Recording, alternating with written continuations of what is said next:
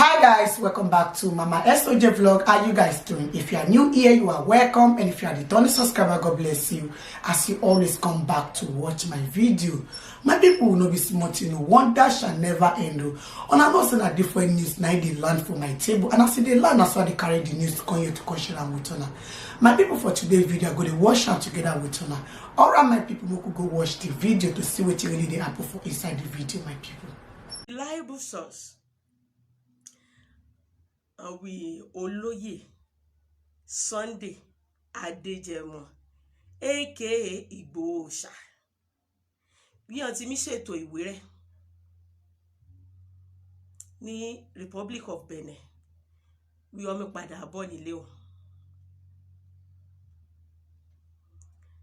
ṣé ń gbọ́ mo wí ayin Olóyè Sunday Adéjẹmọ kí gbogbo rí àmọ̀ ní Ìgbòho Òòṣà bí wọ́n ti mí ṣètò ìwé rẹ̀ bí wọ́n mi padà bọ̀ nílé ẹ là ṣe wí pé wọ́n mi bọ̀ ní Ìgbòho ẹ ṣe pé wọ́n mi bọ̀ nílé rẹ̀ ní Sanyo ìyẹn DSS ni wọ́n mi dá padà ni wọ́n ti mí ṣe ètò rẹ̀ wọ́n mi gbé bọ̀ ní Nàìjíríà ìgbọ́ mi dáadáa láti wá jẹ́ ẹjọ́ gẹ́gẹ́ bí ọ̀daràn ni mo ti wí hàn yín mi ọ̀rọ̀ máa sọ lẹ́ni mi á bí nínú ṣùgbọ́n kí n bá lè ṣí etí inú rin inú mi dí àdùn ìyẹn agitators kí n máa lo fake account kí n bá lè darapọ̀ máa lórí ètò kí n fetí gbọ́ kí ọba dé wà níbí ìjàre máa dárúkọ ìbá mi jíṣẹ́ fún wọn ìyẹn Ìyá Dára àti ìyẹn ẹgbẹ́ ìyẹn Gani Adams kí wọ́n mi ṣe season film Season 1 Part 2 Episode 15 Part 9 kí wọ́n mi gbéra rí wọn ṣépè àsìkò àti dáwọ́ season film rí wọn ó ti tó o ìyẹn àgbà mẹ́ta ìyẹn àjẹ́ mẹ́ta kan jọ̀ọ́ kan ti fi Part 5 Season 9 Episode 20 kan ti fi ilẹ̀ o. This is not the time to act film. Ìyẹn kan bá mi wí hàn yé ọmọ kẹ́lá aṣọ líle kí erin òwò mẹ́mọ̀ orúkọ rẹ̀ bọ́ọ̀yì kan bẹ́ẹ̀ kí èèwọ̀sọ kí gbèsè níbi ajá sọ́rùn kí bú gbogbo ènìyàn ni ìjàre ẹ dákun ẹ bá ń sọ fún pé má wà láká ń sọ̀rọ̀ ẹ dákun àwọn mọ̀mọ́ kan náà ń bẹ àwọn ọmọ ológo àwọn kinní kan ẹ dákun ẹ bá ń jíṣẹ́ fún gbogbo wọn ẹ bá ń sọ fún wọn pé kan tẹ etí inú wọn bẹ̀lẹ̀ jẹ́ kan gbọ́ àwọn bọ̀dá Kóìkì tí wọ́n dálẹ̀ tí wọ́n sá lọ ìlú èbó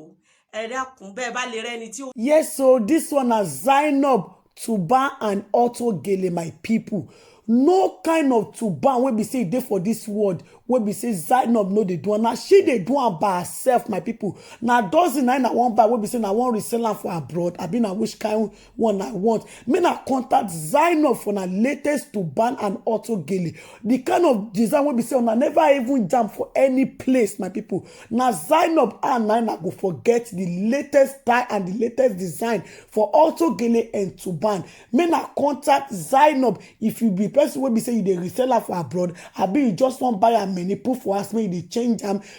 Contact Zainab for all kind of color of Tuban or any kind of style of Auto Gele. Contact Zainab for your latest Tuban and Auto Gele and thanks me later. sọ fún wọn ẹ bá ń sí wọn létí inú ìwà bèbú o ìwà búyàn ẹ dákun sẹ́ẹ̀rí agent kọ́kọ́ bẹ̀rẹ̀ láti ibi pẹ̀pẹ̀ kó lè yé yín ṣe é rántí nígbà tí bàbá ìbẹ̀rẹ̀ tó ní àwọn Fúlàní gbọ́dọ̀ kúrò lórí ilẹ̀ wa ṣe é rántí mo wà lára àwọn tó ṣe ṣòfún tí mo bẹ̀rẹ̀ sí ní dúpẹ́ lọ́wọ́ ẹ̀ pé Ìgbòho Òòṣà Ìgbòho bàbá ibi tí bàbá yìí ti bẹ̀rẹ̀ sí ní tẹ aṣọ àgbà mọ́lẹ̀ ṣe ń gbọ́ ibi tí bàbá yìí ti bẹ̀rẹ̀ sí ní tẹ aṣọ àgbà mọ́lẹ̀ nígbà tó bú Ọ̀jájá Onírìṣà kábíyèsí wọ́n bá wí ó apologize lẹ́yìn ìgbà yẹn ni àwọn agitators bẹ̀rẹ̀ sí ní bú gbogbo àwọn àgbààgbà adẹ̀ kékeré nígbẹ̀ ayányányán àì bàbá àì àṣejù mi pọ̀ àì kìlù bá ti mí dún lákọlákọ àyà àyà ni wọ́n fi gbére Kòtónú ìgbé gbére Kòtónú gbogbo rí mi ṣe ìlú máa dàrú tán bá gbé Olóyè Sunday Ìgbòho ìlú máa dàrú pẹ́pẹ́yẹ máa pọmọ ilé awó àjàájìn ṣé mọ̀ wí Ọlọ́run adarí fi gbẹ̀yìn ọ̀rọ̀ bẹ́ẹ̀ ṣé ẹ mọ̀ yín gbogbo yẹn àgbààgbà kí n bú náà ní súpàpọ̀ ní tó lápadà mí bẹ̀bẹ̀ kí n bí kan máa bá yín bẹ̀bẹ̀. Now something happened. Ṣe pé ìyẹn àgbà Yorùbá jókòó rẹpẹtẹ o kí n tẹ́ etí inú rin rẹ gbẹ̀lẹ̀ jẹ́ kí n gbọ́. Ṣe pé gbogbo ìyẹn àgbààgbà Yorùbá ṣe pé wọ́n jókòó rẹpẹtẹ o. Wọ́n jókòó níjókòó wípé àgbà ìwà lọ́jà kí orí ọmọ tuntun wọ́. Wọ́n kúkú gbìyànjú tiwọn. Mẹ́ni dárúkọ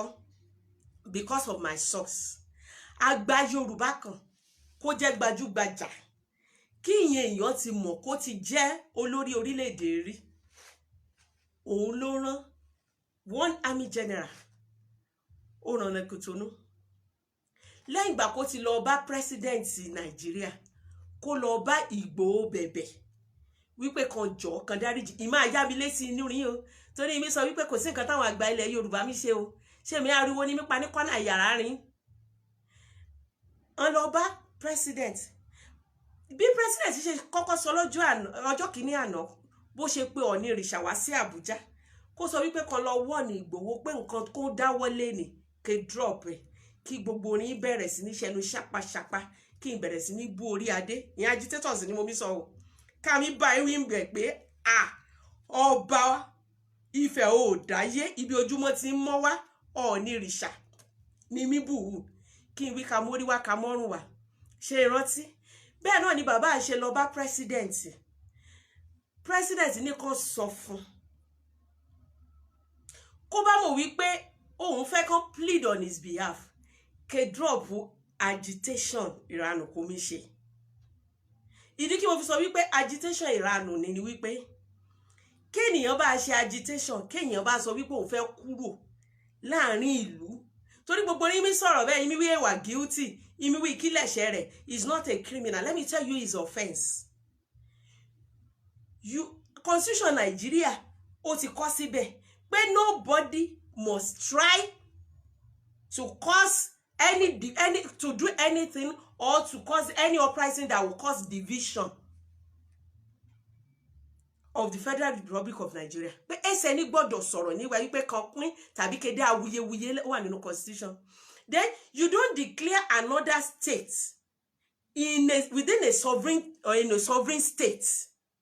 Nígbà kí state kan ṣì wà kó mi exist kí n lọ mú another flag kí n raise ẹ̀ kí n wí Oòduà nation kí n mú another national anthem kí n compose ẹ̀ within that state and you expect the president of that country to sit down and watch. That is not how to go about it. Ìyá kí a gbàgbọ́ nínú Oòduà nation how we wrong how we kí n gbàgbọ́ nínú rẹ̀ wrong but a sọ fún yín pé if you want to say ó dá ìfẹ́ yapa there are better ways to go about it rather than kí máa gbébọn kiri kí mi ṣe rally kí máa ṣépè lórí social media. You go to the right channel. Ṣé mọ̀ yín gbọ́ nígbẹ̀ àfìgbà kí ọlá ká bàbá àmọ́lé ọmọ méjì ní ọgbọ́ wí official èèyàn méjì officially ní agbọ́ wípé ọ̀pá Ọlọ́run ló mọ òye ẹni jẹ́ ìyàn ẹni ọkọ́ kí ọkọ́ lọ gba DSS ń ojú rí ọ́n rí ọ́n lè dé lè sọ yàtọ̀ wá sí yẹni láti gbẹ ní títí Sunday Adéyẹmọ Ìgbòho ní títí mọ́ Benin Republic ìmọ̀ rí nǹkan ṣe sí. Now bàbá wa sọ wípé kán lọ sọ fún pé nǹkan báyìí ni president sọ pé kó bá fẹ́ kan release òun ní Benin Republic máa lọ Germany pé ké jáwọ́ nínú ọ̀rọ̀ Oòduà nation kò mí ṣe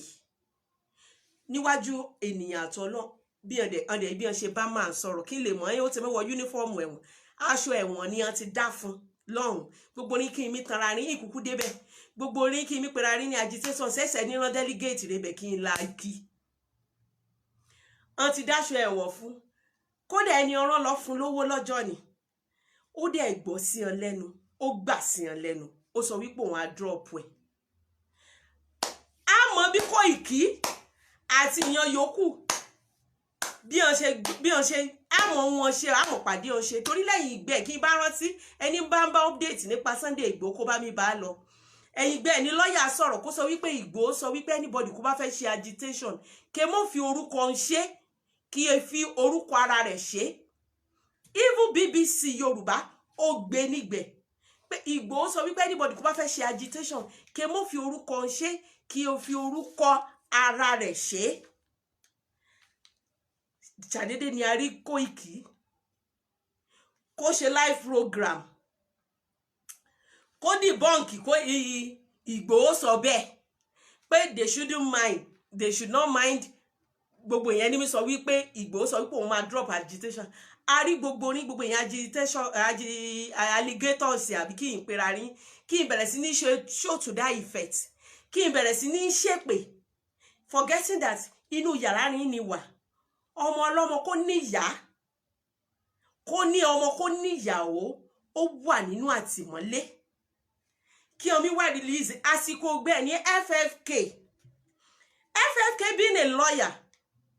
ó ti mọ̀ ọ̀ràn mi bọ̀ ó ti mọ̀ òun ti lu òfin ṣe ni ọba FFK bẹ̀bẹ̀ kó náà la sádi APC mo sọ nígbẹ̀ mo ṣe post kan nígbẹ̀ mi ènìyàn wá survivor òun àti ọ̀rẹ́ rẹ̀ Ìmúbu ní ìgbẹ́ mi pé FFK ní ọ̀dàlẹ̀ yìí ti gbàgbé wípé mọ̀jàmọ̀sá ni àìmọ̀ akíkanjú lógun. He who fights and run lives to fight another day. Ìmí ṣe pé yéènì ẹ̀yin ìgbẹ́ kí n rí gbogbo yéènì kí n tún la kí láyà kó mò ń sọ bẹ́ẹ̀ mọ́ ṣé mi ìgbẹ́ ni ọ bẹ̀rẹ̀ sí ní ṣé mi ìgbẹ́ ni ọ táàgì rẹ̀ ní terrorist ṣé ìmọ̀ ìgbẹ́ ni ọ wádìí àkáǹtì rẹ̀ kí n rí wípé ó ní more than 43 accounts in different names ṣé mi ìgbẹ́ ni ọ táàgì rẹ̀ mọ́ Màlàmí kí n wí òun ló fọ́ǹdì rẹ̀ as a terrorist kí n leak ẹ̀ mọ́ IPOB.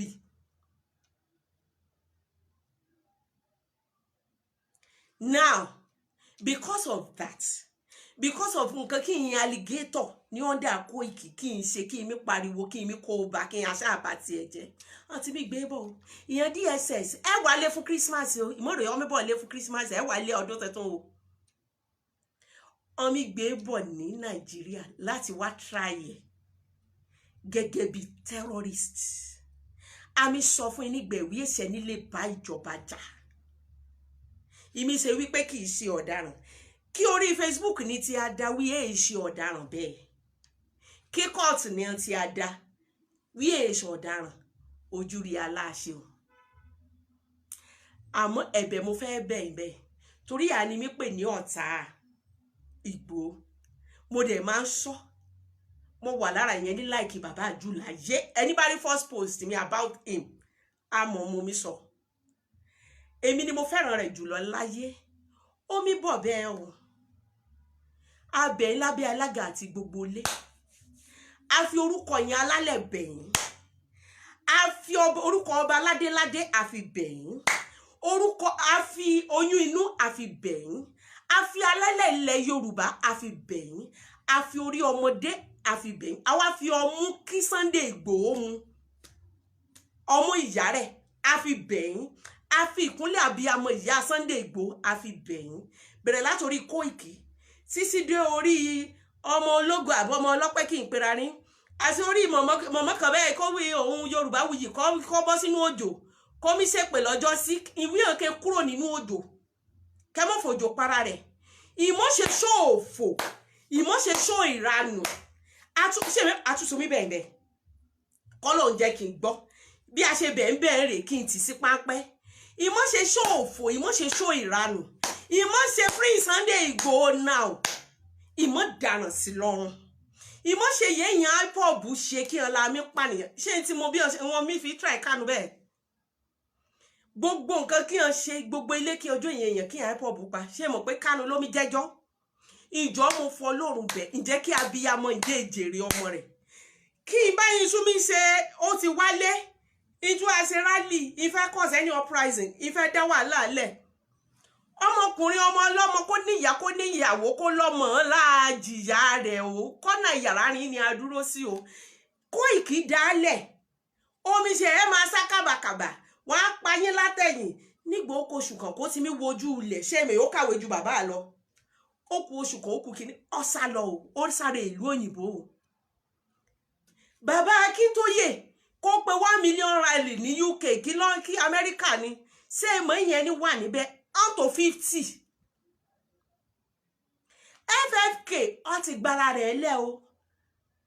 àti dárí ẹ̀ṣẹ̀ rẹ̀ jì o bí mo ṣe sọ lọ́jọ́ sí owó ipá ti tó o ìmọ̀fi ọmọkùnrin cash out mọ́ lórí Facebook ìmútẹlòmírìn sọ ìbú yẹn lòmírìn ìjọ ìmọ̀dáràn sí lọ́rùn ìran ìníṣẹ́ gbogbo yín mi ṣe ìfimi kó bá ní ìfimi bá tiẹ̀ jẹ́ ní ǹjẹ́ ká bí amọ̀ jèrè ọmọ rẹ̀ abẹ́ ni lórúkọ Ọlọ́run ìjọba ló ṣòro bá jà jù láyé yes it's to create awareness Oòduà nation whether we like it or yes it's to create awareness Oòduà nation until gbọ́ let's leave it like that not because of anything not because government is afraid of you government bẹ̀rù ní o ayé wà nínú ọgbà DSS láti kó 1,000 2,000 people sí o ayé wà ní báràkì láti kó 5,000 people sí o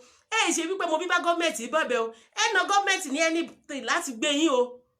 àbí láti ṣe Sunday Igboho léṣe ẹ̀sùn àṣẹlẹ̀ o bọ̀ nítorí Sunday Igboho nítorí ọmọ Adéyẹmọ Mọ́jàsọ́lá kéje kí orúkọ ń rò òun torí àti wíyàn orúkọ rẹ̀ gan Mọ́jàsọ́lá ní ká Mọ́jàsọ́lá ìjọ ìmọ̀ṣe ṣóòkọ̀ọ̀kan ìmọ̀ṣe pé on his behalf ìyẹn búyàn lọ́balọ́ba mọ́ on his behalf inú ẹ̀wọ̀n ló wà ẹ̀mọ̀ ohun ìmí ṣe o òun ló mí kópa ń pẹ́ sí ṣèdẹ̀mọ̀ wí ẹ̀wọ̀n Nàìjíríà òfin Nàìjíríà ó lágbára ju òfin Benin Republic lọ ìmí sọ ní mo mi sọ mo ṣe post kan sọ wípé lórí irọ́ kò lè happen láéláé don't you know that Benin Republic is at the mercy of Nigeria ìmí sọ wípé Benin ò lè report who is Benin lẹ́gbẹ̀ẹ́ Nigeria ó dàbẹ̀ ni pé yẹn they need us Republic of they all need Nigeria more than we need them and there is a constitution guiding this thing tó jẹ́ wípé ó recognize tó jẹ́ wípé tán bá tí Nigeria bá demand wípé kán fún àwọn ní criminal kan there's a constitution surrounding that back it up surrounding it that back it up so ìmọ̀tànra rí o ọbíbọ̀ lé oṣù bẹ́ẹ̀ wà lé ọdún o mo dẹ̀ fẹ́ kí n mọ̀ ní mo fẹ́ ká rántí kí n bá sọ wípé kò sí nǹkan tíjọba lè ṣe ìjẹ́ mi rántí rán ilé ti bàbá Awólọ́wọ̀ bàbá Awólọ́wọ̀ was one of the people that fought for Nigeria independence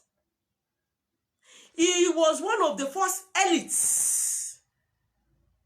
in Yoruba land Baba Awólọ́wọ̀ was a lawyer, a son. Ìjọba gbé o. Ó ṣẹ̀wọ̀n o. Ìjọba tì mọ́lé o. Ẹ ti sí nǹkan kó tẹ̀yìn rẹ̀ wá o. Mélòó ló ní Sunday Adéyẹmọ with all respect. Mẹ́bu o. Ẹ kàwé o. You can't compare Sunday Adéyẹmọ to Kanu IPOB. Kanu still knows how to answer technical questions. He can answer technical questions. He knows when to say, I can't answer this until my lawyer comes. Sunday Adéyẹmọ mọ̀ o. Mefi bu o. Ṣàrùn kẹ́niyàn mọ̀ kàwé o. Ṣùgbọ́n mo bí sọ weak point rẹ̀. Weak point kó wá ní ni wípé he talks too much. He doesn't even know when to keep quiet. That is one of his weak points. So he doesn't even know when to say, mi ò lè dáhùn eléyìí. I rather wait for my lawyer. Kí ọkọ òun lè bẹ́ẹ̀ kẹ́ńkẹ́ tẹ̀ka sí. Á tẹ̀ o. Ṣé mo pé òun ló dùn mú jù? So please, I'm begging you in the name of God. Gbogbo season film kí mi ṣe kí mi gbéyàn àjẹ́ wá sórí social media. Kí mi yan mi ṣe pé fún Yàdára. Kí yan kan náà wí kí yan kan máa ṣe pé fún lọ́balọ́ba. Entertainment gẹ́gẹ́ bí àṣà bàbá Gani Adams. Entertainment ni mi ṣe ó ti tó gẹ́ o. Entertainment rin ó ti tó gẹ́ o. Eré orí ìtàgé because according to Maureen Badejo ó ti fi yá wípé orí Facebook lásán ni ti mi pariwo. Kọ lẹ́tà sí bí kankan. Gbogbo irọ́ ni mi pa kí mi wí kọ lẹ́tà sí UN, mi kọ lẹ́tà sí UK. Pé irọ́ ni mi pa pé you people are just cashing out on Facebook. Ikàn mi dùpù yẹn èèyàn ni. ìjọ ó ti tó o, gbogbo wàhálà kí mi dá èèyàn kan ló mi jìyà rẹ̀ o. And most of you are alligators àbí agitators ní ìlú òyìnbó ni wà o, in 4 corners of your room bẹ́ẹ̀ mi náà ṣe wà kí mo mi sọ tèmi yìí. Gbogbo wàhálà mi dálẹ̀ Májàsọ́lá ló mi jìyà rẹ̀ o, ó níyà o, ìmọ̀pá o. Àti ọmọ kankan máa ń rìn òhò ké gbé sẹ́lẹ̀dì sọ́nù, mo kàn fẹ́ rántí orúkọ rẹ̀ mẹ́ràn sí orúkọ rẹ̀, ké sọ̀sọkúsọ ké bú ọba kó jẹ́ pé kí bàbá ńlá bàbá ẹ̀ bá déwájú rian ṣe ni bàbá ńlá bàbá ẹ̀ ká dọ̀bálẹ̀ tán, ọmọ kí ọmọràn rẹ̀ kí ọmọ ẹni bí ká máa bú ọba ká máa bú ìjòyè ká máa ṣépè kí iná máa press like kí a máa press love. Ìkìlọ̀ fún o, ìkìlọ̀ fún o. Ìjẹ́ kí Sunday Igboho rojú ṣayé o, ìjẹ́ kí ṣayé o. Omi bọ̀ bẹ́ẹ̀ inú àtìgbà kí mo ti gbọ́rọ̀ yín ni láti ọ̀sán, inú ìbànújẹ́ ńlá ni mo wà because wọ́n ti tag as a terrorist. Ẹ lè travel mọ́, kò lè lọ Germany mọ́, àǹtí link ẹ̀ mọ́ Malami, àǹtí sopọ̀ mọ́ IPOB, treasonable felony ní charge rẹ̀ fún oníbà lọ́pọlọ. Bára bá ṣe mí táyín jù ìtìkí ọbọwọ́ ìtìkí ọmọ rí bọ́ṣọ́ ìmọ̀ ṣe pé o. Now I want you to know another thing. Like whether you like financially àti bàtì bàbá àjẹ́, ó dá 20 billion kí n dá fún àbí 20 billion kí n wí ìjọba wí kí n yóò win ní court. Ibo ni ọjọ́ kò síbẹ̀ kí n ti fẹ́ gbà. Ṣebí mo sọ fún yín nígbẹ̀wí audio money ni. Wí a ó mẹ́rin ìjọba ni ẹ̀wẹ̀kún ẹ̀wẹ́lẹ́. Gbogbo ní nǹkan kó ṣe kí ìjọba ti Abíọ́lá mọ́lé. Ìjọba Abíọ́lá number 1 man in Africa then. Gbogbo company ni on dey make sure wípé gbogbo business ẹ̀ ó wreck. Ó Ìyọ̀mọ̀ Abíọ́lá ni omi ṣiṣẹ́. Ẹsẹ̀ bí ni ebi ń pa ní Ìyọ̀mọ̀ Abíọ́lá o, bọ́n mi ṣiṣẹ́ bẹ́ẹ̀ kan tó jẹun ni. On lè proud wípé owó bàbá rẹ̀ ni omi ná mọ́. Ṣé Sunday Igboho sólówó Abíọ́lá ni? Ṣé mọ̀ pé business ti bàjẹ́, owó ti bàjẹ́, nǹkan ìní ti bàjẹ́, in ti sọ́dẹ̀dọ̀ arin ni àbí kí ló invest bẹ́ẹ̀? Ẹ lówó Abíọ́lá o. Kí ìjọba bá as rich as Abíọ́lá was, kí ìjọba bá lè sọ di no one kàn mọ́ gborúkọ Abíọ́lá mọ́. A ní Abíọ́lá jẹ́ Abíọ́lá, ta ló mọ̀ Ọ̀tẹ́dọ́lá, ta ló mọ̀ Dangote. Pápá ìjọba l'Abíọ́lá bọ́ sí o, kí owó fi di ìtàn ní family rẹ̀. Ẹ sì nínú any list ní the richest in Nigeria, not to talk of Africa mọ́. Ṣé ìmọ̀ èló Ìgbòho ní? Ṣé ó ló MC Olúọmọ ni? Kó mi pé nǹkan mo ti lówó mi tẹ́lẹ̀, mo ti lówó mi tẹ́lẹ̀. Mo fi Ọlọ́run bẹ̀yìn, mo bá lálẹ́ rẹ̀ ni o, kí me bá ní ṣẹ̀yìn. Ọmí gbé bọ́ o, yéyìí ṣe propaganda, yéyìí ṣe fake news kí n gbé kiri o. Ọmí gbé bọ́, and he's coming back as a terrorist to be tried as a criminal. Ìmọ̀lá ṣe rálé ọ̀ràn. Ṣé mo bí a ṣe mi wọ̀nù rí nígbẹ̀rẹ̀ ni? Ṣé mo bí a ṣe mi bú yín nígbẹ̀rẹ̀ ni kí a mi sọ fún yín kí a mi bẹ̀yìn wí kí mo dáràn sí lọ́rùn. Àfìgbà yín dáràn sí lọ́rùn kí n sọ di ẹni ọ̀pànìyàn nínú ilé rẹ̀. Àdògán kí n pa ní ilé Sunday Igboho. A gbọ́ wípé ìyàwó rẹ̀ lóyún nígbẹ̀. Gbogbo rí kí mi ṣe agitators, kí mi ṣe alligators, kí mi cash out, kí mi búra rín. A gbọ́ wí ìyàwó Àdògán bímọ pé ńlá kí, pé ńlá dáwó fún o. Kí lè mọ̀, kí mo bá mi pè ní ìkà,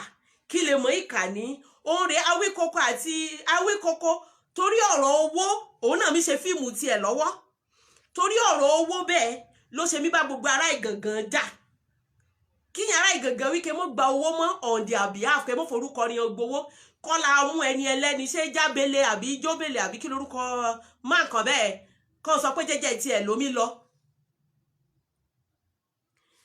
Kí n la mú, kí n la pè ní terrorist, kí n la pè lọ́dàlẹ̀, kó di pé mà ní lọ mi gbéra rẹ̀ ṣépè níwájú Ògún. Ṣé ìrántí? Ìjọ gbogbo fíìmù ní ti tó. Ǹjẹ́ kí ya Sunday Igboho, ǹjẹ́ ke jèrè rẹ̀, kí Ọlọ́run bá yọ nínú yé. kó bá ní mo sure pé kí Sunday Igboho bá ní àǹfààní láti bá yín sọ̀rọ̀ kí wọ́n bá fún ní àǹfààní láti ṣe press conference fúnra rẹ̀ á bẹ̀ yín pé kí n jọ kí n mọ́ bá tìhun jẹ́ kí n jẹ́ kóun jèrè yan ọmọ òun kí n jẹ́ kí ìyá òun jèrè òun kí ẹ bá sí òmìnirin níbẹ̀ yìí bá abẹ̀ yan Koiki o kí ẹ bá sí òmìnirin níbẹ̀ gbogbo ní kí n dẹ̀ máa ń like kí n máa ń share mẹ́mọ̀ ohun èyí sọ gbogbo wọn tí mi sọ látọjọ́ náà kí n bá mi gbọ́ ìyá agitators sí ni gbogbo wọn yẹn sọ náà ní àdédé kí èèyàn kàn mọ́lẹ̀ à máa ṣépè fún kí wọ́n bá bú kábíyèsí Olúwo à ń bú ọba Ifẹ̀ kí wọ́n bá bú ọba Ifẹ̀ à ń bú ọba Èkó kí wọ́n bá bú ọba Èkó à ń bú ọba Ẹ̀gbá à ń ṣáà máa mú wọn gbogbo nǹkan kí gọ́ọ̀mẹ̀ntì kí wọ́n bá bú Sanwó-Olú à ń bú Tinubu wọn èmi ṣeré ni they have nothing upstairs to tell us àìsùn kankan gidi and kó bá dẹ̀ listen sí wọn dáadáa kí wọ́n bá mi sọ̀rọ̀ you will know they are not even well informed òun ló ṣe máa ń dùn mí nígbà kí mo bá rí ìyẹn níwà well read ìyẹn educated ìyẹn ní kàwé níbi kí wọ́n lajú dáadáa kí wọ́n máa tẹ̀lé wọn kí wọ́n náà máa kọ̀mẹ́ǹtì mo máa ń wò wípé kí ló ṣe yẹn èèyàn rí aṣọ mú ọmọ brain ni ó dáa o Ìgbòho mi bọ̀ whether you like it or yes àti mi ṣètò pépà rẹ o to be tried in Nigeria. If there's going to be any show on that behalf, if there's going to be any movement on his behalf, ǹjẹ́ kí movement ní jẹ́ wípé ńlá mi ibẹ̀ yẹn àgbààgbà kí n ti yájú sí. Ǹjẹ́ kí movement ní kẹ́ jẹ́ wípé ibẹ̀ yẹn àgbààgbà ìyẹn ọba lọ́ba kí wọ́n bá yín bẹ́ẹ̀ mo spo òwe kan ayin lágbájú ẹjù ọ lọ òyì díẹ̀ ni ṣé orí díẹ̀ ni ó lè fi ọ́ dànù o ìjọba ṣe kọlù o ìjọba rán mi torí gbogbo orin ni èyí APC woman mo ti gbọ́ ẹ rán mi sí yín o torí ẹ̀rù òbodò ìjọba yín kí a wọnú odò lóminú mi kọ Buhari rán mi sí yín o ológun ni bàbá ẹ lọ́rọ̀ púpọ̀ action ni o èsùn ilé ṣe sí ìyá orí Facebook náà ní tí a máa ké kí bá dẹ̀ wá mọ̀ wípé ilé ṣe kí mọ̀ sí agitation rin mo ti ṣe suggestion kan fún yín gbogbo orí ní ṣe bí ní WhatsApp group ó ní nǹkan kí n jọ máa ń ṣí àkíyìn bí à ń sọ ìdáṣọ àǹkó àǹkárá ra àwọn ìyàrá àǹkárá 1000 ìdá àǹkó kí wá sí Nàìjíríà kí n lọ iwájú Aso Rock lórúkọ ara rin kí n gbé plákàdì kí máa ṣe Oòduà nation náà ìmọ̀forúkọ Sunday Igboho ṣe mọ́ ìfilẹ̀ ìtì sìn dómi oko ìtì sọ gbogbo ìnírẹ̀ di nǹkan ó ti dàbí omi adétí àwọn náà ń wúlò bí omi adétí French ó gbọ́ bẹ́ẹ̀ túláàsì ló fi gbọ́ túláàsì gbogbo ń fi mí ṣe agbára gbogbo èèyàn àìkàrà gbá gbogbo kíní tó kọ́ra òun nìyẹn DSS kó síta kí ẹ yẹ̀yẹ́ ni gbogbo ń fi mí ṣe ọmọkùnrin gbogbo wà mysterious about him nìyẹn DSS ni wọ́n ti bàjẹ́ ni wọ́n ti sọ di kí mo lè pé wọ́n ti sọ di pàǹtí lójú yẹn ènìyàn ẹ ti sọ di oníyẹ̀yẹ́ ẹ ti sọ di ẹ̀dọ̀ àrinlẹ̀ mo bẹ̀ yín lórúkọ Ọlọ́run ìjọ mo lásọ fún ire ni o kó bá dé ìtúwú yìí kí hàn ti sanwó fún mi ṣe mọ̀ yín orí ọ̀kẹ́rẹ́ koko ni láwo bá wí fọmọ ẹni àgbọ́ bí mo ṣe sọ́nà rè kí hàn máa bú mi iná ilé lọmọ ẹranko ni máa ń padà láyá gbẹ̀yìn tèmi ò náà ni apàpà lágbọ́ gbẹ̀yìn apàpà rí yẹn nílọpọlọ o apàpà rí yẹn ọmọ ègbé kó jẹ́ wípé ní agbogbo mo sọ náà kí mo tún sì sọ náà èébú náà ni a máa bú shut up you woman you are APC woman ni a máa wí jẹ́ mi lábọ́ bú ǹjẹ́ kí mi lábọ́ sí brérin ìyín kí mi bú mi kí mi pè mí ní Madam Tinubu bí Tinubu ṣe mọ̀ kò lórin lọ́yọ̀ọ́ kí èmọ̀ ìwé yẹn exist kí n fẹ́ kú torí wípé ìyẹn ètì ẹ̀ ṣe mọ̀ pé trade ó máa ń bà tènìyàn jẹ́ ni kí inú rin á máa korò kí ara rin ní yá bẹ́ẹ̀ náà lè ṣe mọ̀ òkòló tèmi náà lọ́yọ̀ọ́ ẹ̀rí mi rí mẹ́mọ̀ bí gbé ẹ̀mọ̀ orúkọ mi ẹ̀mọ̀ ẹnìkan mi sọ̀rọ̀ that's the simple truth but ṣé rí tèmi wà healthy ju ti yín lọ in a way that kémi bá rí Tinubu bẹ́ẹ̀ kí n bá rí fọ́tò Tinubu bẹ́ẹ̀ màá rẹ́rìn kí wọ́n bá sọ̀rọ̀ Tinubu màá rẹ́rìn ojú mi á fàìn sí inú mi á dùn sí me habo hatred sẹ́ni Ọlọ́run yọ́nú sí kí Tinubu kan mọ bàbá rin kí ẹ mọ̀ bóyá yín exist kó jẹ́ wípé ìkórìíra rin ẹ pa lára ẹ kàn mọ̀ bóyá èèyàn kan mí kí mi nira rin lára kí mi hate kí bá ti rí bẹ́ẹ̀ agolo ẹ̀jẹ̀ kan sí ṣọ́ọ̀tì nínú gbèsè ayé rin gbogbo èmi rò nígbẹ̀ ó ti dàrú system rin ti dàrú ìmọ̀ omi ṣe mọ́ ṣé ń rí pé wà healthy kéèyàn love ju hatred lọ bẹ́ẹ̀ ni ṣé ìmọ̀ kọ́ bá ti jẹ́ wípé lóòótọ́ gbogbo oríà àtèmi àti kí mi bú mi one common goal ni àmì tẹ̀lé mo fi ayanjú ọ̀rọ̀ mi rè ni kọ́ bá ti jẹ́ common goal kan ni a ní kí a fẹ́ tẹ̀lé wípé kí orílẹ̀-èdè dá kọ́ bá ti jẹ́ yéènì ni a fẹ́ tẹ̀lé ṣé mo máa ń ro kíní kan kí n bá ti fẹ́ bínú kí n bá ti fẹ́ ṣépè bí n ṣe é ṣépè mo máa kàn rántí bí alẹ́kọ̀ọ́ ilé jura rí a lọ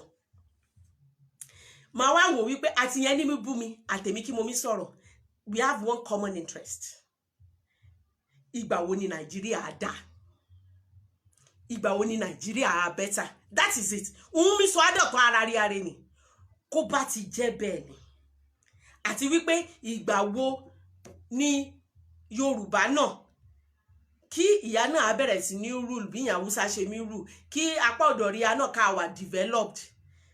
gbogbo mi ta lára ni kí olórí rí a kàn responsible fún wa kó jẹ́ wípé gbogbo ìgbádùn kí mi gbádùn nílùú òyìnbó ìyá náà máa gbádùn rẹ̀ níbí ṣebí nǹkan kò ṣẹlẹ̀ rí ni mo wá fẹ́ recommend èèyàn kan fún yín ẹni yìí fẹ́ gbórúkọ rẹ̀ náà ni ṣùgbọ́n ìṣẹ̀yìn kí n bá search deep down ìwọ ìsàlẹ̀ ọkùnrin ìbèrè lọ́wọ́ ara rin pé kí ni máa ṣe òun ni Bọ́lá Ahmed Aṣíwájú Tinubu mẹ́rìírí mẹ́mọ̀rí èèwọ̀ Facebook ẹ̀mọ̀ ẹ̀mọ̀ mi sọ̀rọ̀